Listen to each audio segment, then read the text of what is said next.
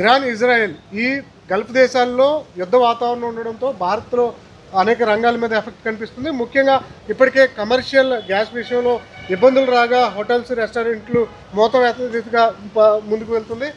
ఇప్పుడు ఆ రాష్ట్రంలో కూడా గ్యాస్ కష్టాలు అంటే డొమెస్టిక్ గ్యాస్ విషయంలో కూడా ప్రజలు ఆందోళన చెందుతున్నారు. ఇదే క్రమంలో ముఖ్యమంత్రి చంద్రబాబుకు మాజీ ఎంపీ హర్ష కుమార్ లేఖ రాయడం జరిగింది. అయితే ఆ లేఖకు రిప్లై వచ్చిందా, అసలు హర్ష కుమార్ ఏమంటున్నారు ఈ విషయంలో తెలుసుకునేటువంటి ప్రయత్నం చేద్దాం. ఆయన మనతో ఉన్నారు. సార్, ఏమంటారు? ప్రస్తుత పరిస్థితులు చూస్తున్నాం, కమర్షియల్ గ్యాస్ కష్టాలు మొదలయ్యాయి. డొమెస్టిక్ గ్యాస్ విషయంలో ఏమంటారు? ముందుగా ముఖ్యమంత్రులకి ఒక మాజీ ప్రజాప్రతినిధులు రాసిన లేఖలకి బదులు ఇవ్వాలన్న ఆలోచన కానీ ఇంగిత జ్ఞానం కానీ లేదండి. మా లేఖలు చాలా రాస్తాం, మేము ప్రజా సమస్యల గురించి రాస్తాం తప్పితే మా ఇండివిజువల్ ఫేవర్ గురించి రాయం. కాబట్టి వాటికి వాళ్ళు సమాధానం అన్నది ఎవరు. ఇంకొకటి ఏంటంటే, మనకి ఈ రోజున రేడియో టీవీ పెడతా ఉంటుంటే భయం వేసే పరిస్థితులు ఉన్నాయి. అన్ని హోటల్స్లో బంద్ అయిపోతున్నాయి, టిఫిన్స్ బంద్ అయిపోతున్నాయి. ఈ స్టేట్ క్యాపిటల్ ఎలా ఉంది, ఇక్కడ ఎలా ఉంది, కట్టెల పొయ్యిలోకి కట్టెలు తెచ్చుకోవడానికి లైన్స్లో ఉంటున్నారు, బొగ్గులు కొరత సృష్టిస్తున్నారు, బొగ్గులు అధిక ధరలకు అమ్ముతున్నారు. ఇంకా ఇలాంటి న్యూస్లన్నీ వచ్చేసేటప్పటికల్లా సామాన్యులు గిలగల్లాడిపోతున్నారు. ఏంటి మన పరిస్థితి? ప్రస్తుతానికి ఒక 2-3 రోజుల్లో ఈ సమస్య చాలా తీవ్రతరం అయిపోయే పరిస్థితి కనపడుతూ ఉంది. యుద్ధం ఆగకపోతే, యుద్ధం ఆగినా కానీ మళ్ళీ మామూలు పరిస్థితులు వచ్చేటప్పటికి మరి ఎంతకాలం పడుతుందో కూడా తెలియదు. ఇప్పుడు కేంద్ర ప్రభుత్వం 25% ప్రొడక్షన్ పెంచుతా అన్నారు. ప్రొడక్షన్ పెంచాలంటే అసలు మనకి ఎక్కడి నుంచి గ్యాస్ రావాలి? మన దగ్గర ఉన్న ఆయిల్ నిల్వలు ఏంటి? వీటి మీద అసలు కేంద్ర ప్రభుత్వం, ఇప్పుడు మేము ఉన్నప్పుడు, మన్మోహన్ సింగ్ గారు ఉన్నప్పుడు ఆ 10 సంవత్సరాల్లో కూడా మనకి ఆయిల్ నిక్షేపాలు కానీ గ్యాస్ నిక్షేపాలు కానీ ఒక 3-4 నెలల వరకు సరిపడా నిల్వలు మన దగ్గర ఉన్నాయి. అంతేకాకుండా బియ్యం ఎగుమతి నిషేధించి బోల్డ్ నిల్వలు పెట్టింది యూపీఏ గవర్నమెంట్.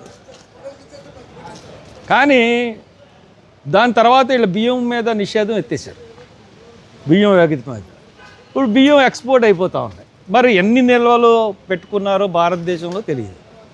అంటే కరువు వచ్చినా, ఎటువంటి యుద్ధాలు వచ్చినా భారతదేశం సమృద్ధిగా ఉండేటట్టుగా ప్లాన్ చేసింది యూపీఏ గవర్నమెంట్.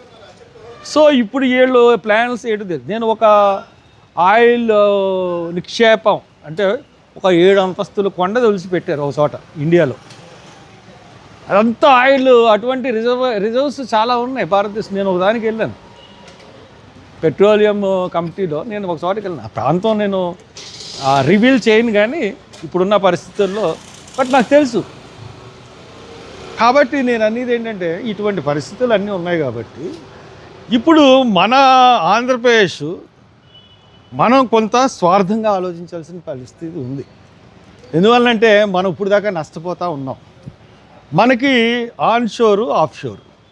ఆఫ్షోరు మీద అధికారం పూర్తిగా కేంద్ర ప్రభుత్వానికి ఉంటుంది.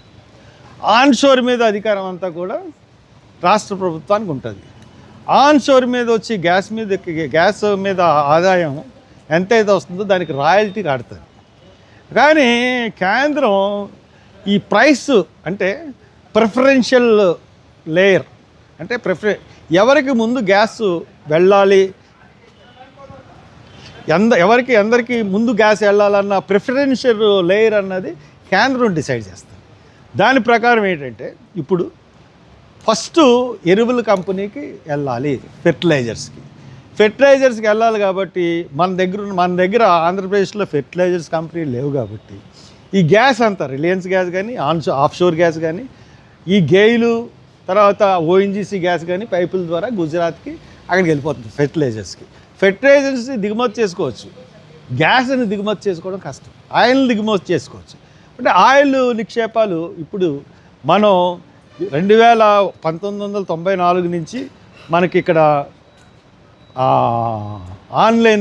ఆన్షోర్ గ్యాస్ అనేది ఉత్పత్తి అవుతుంది. ఈ ఆన్షోర్ గ్యాస్ని ఆధారం చేసుకుని ఎన్నో విద్యుత్ ఆధారిత కంపెనీలు, అంటే గ్యాస్ ద్వారా విద్యుత్ ఆధారిత కంపెనీలు ఎన్నో యాడ్ చేశారు. కానీ వాళ్ళెవ్వరికీ కూడా పరిశ్రమలకి గ్యాస్ ఇవ్వట్లేదన్న ఒక కారణం మీద అన్ని విద్యుత్ కంపెనీలు మోయబడినాయి. ఇప్పుడు ఈ యుద్ధం వచ్చిన పరిస్థితుల్లో కేంద్ర ప్రభుత్వం మీద ఒత్తిడి తీసుకొచ్చి మనం గ్యాస్ మన దగ్గర ఉంది, ఎక్కడ కోనసీమలో ఉంది, ఈస్ట్ గోదావరిలో ఉంది, కొంత నరసాపూర్లో ఉంది. ఈ గ్యాస్ అంతటినీ కూడా డొమెస్టిక్ పర్పస్కి ఉపయోగించాలి. గ్యాస్ని పైప్ లైన్ల ద్వారా డొమెస్టిక్ గ్యాస్కి డొమెస్టిక్ సిలిండర్లని నింపేసి గ్యాస్ కొరతని అధిగమించవచ్చు మన రాష్ట్రం వరకు. ఇది 100% ఇబ్బంది లేకుండా అవుతుందా సార్? 100%. ఎందుకంటే రిలయన్స్ మనం చూసుకున్నప్పుడు రిలయన్స్కి కూడా ప్లాంట్స్ ఉన్నాయి, గ్యాస్ తయారు చేసే ప్లాంట్స్ చాలా.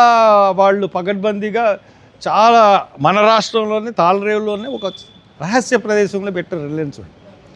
ఇటువంటి రహస్య ప్రదేశంలో ఉన్న గ్యాసుల్ని ఇవన్నిటినీ కూడా మనం తీసుకుని ఖచ్చితంగా మనం కానీ గ్యాస్ మీద దృష్టి పెట్టి గ్యాస్ అంతా మనం తీసుకుని మనకు మిగిలింది గ్యాస్ కేంద్రానికి పంపిద్దాం, లేకపోతే తెలంగాణకు పంపిద్దాం, చెన్నైకి పంపిద్దాం, కేరళ సౌత్ అంతకి పంపిద్దాం.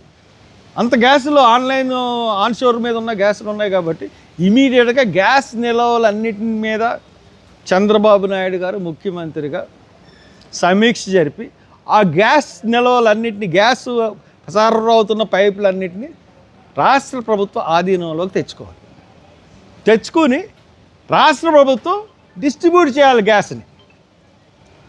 దేనికి ఎలాగెళ్ళాలి ఏంటి అన్నది మనకు ఆఫ్షోర్ మీద హక్కు లేదు కాబట్టి, మనకు ఆఫ్షోర్లో రిలయన్స్ని మనం ఏం చేయలేము కాబట్టి, ఆఫ్షోర్లో ఉంది కాబట్టి, ఓఎన్జీసీ ఒక బావి ఆఫ్షోర్లో ఉంది కాబట్టి ఆన్షోర్లో ఉన్న బావులన్నీ మనం కానీ గెయిల్ని ఓఎన్జీసీ లైన్స్ అన్ని దిగ్బంధం చేసి మన ఆధీనంలో తెచ్చుకుంటే మనకి గ్యాస్ ఈ సిలిండర్లు దాని పెద్ద ఏమి విషయం కాదు, చేసుకుంటే బాగా. అంటే ఎన్డీఏలోనే ఇప్పుడున్న రాష్ట్ర ప్రభుత్వం కూడా ఇమిడి ఉంది కదా సార్, వాళ్ళు కలిసి ఉన్నారు, మరి సాధ్యం అవుతుందా?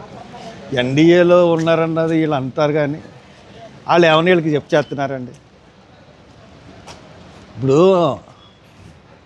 ఇప్పుడు యుద్ధం చేయాలన్నా, యుద్ధం ఆపాలన్నా, ఎవరి దగ్గరన్నా పెట్రోల్ కొనాలన్నా, గ్యాస్ కొనాలన్నా మన మోడీ గారు అమెరికాని అడగాలి.